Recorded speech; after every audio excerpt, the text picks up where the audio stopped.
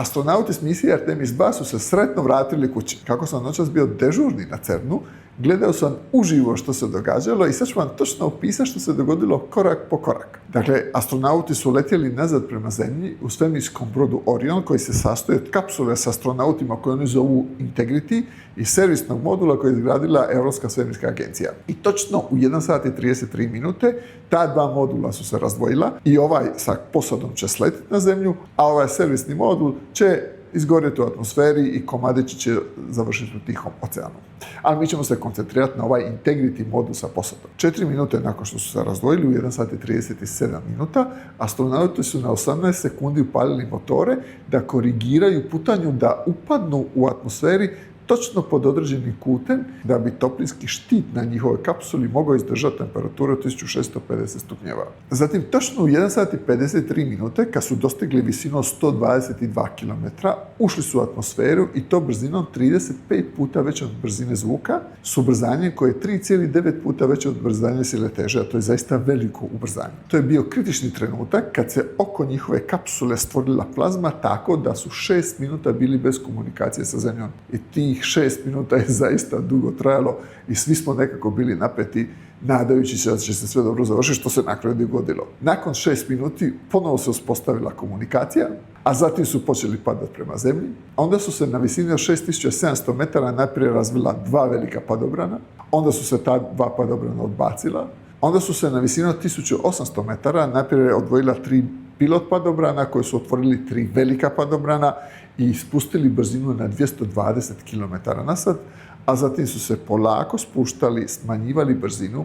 i točno u 2 sata, 7 minuta i 27 sekundi dotakli površinu Tihog oceana pri brzini od 32 km na sat i sretno se vratili kući. Bio je to vrlo uzbudljiv trenutak, prvenstveno za njih 4 hrabrih astronauta, a onda i za sve nas koji smo to promatrali sa uzbuđenjem. I tako su se astronauti sretno i uspješno vratili na Zemlju nakon 9 dana, 1 sata, 35 minuta i 15 sekundi provedenih u svemiru, na kojem su proputovali 1.117.600 km. Odmah nakon što su sletjeli u Tihi ocean, 15 nautičkih milja jugozapadno San Diego u Kaliforniji, po njih su došli timovi NASA i Američke ratne mornarice. Najprije gliserima, otvorili su kapsulu i odmah je ušlo 4 ljudi da provjere jesu li astronauti u dobrom zdravstvenom stanju i naravno zaključili su da jesu. Zanimljivo je da su rekli da su 4 astronauta zelena, to u njihovom jeziku znači da je sve u redu.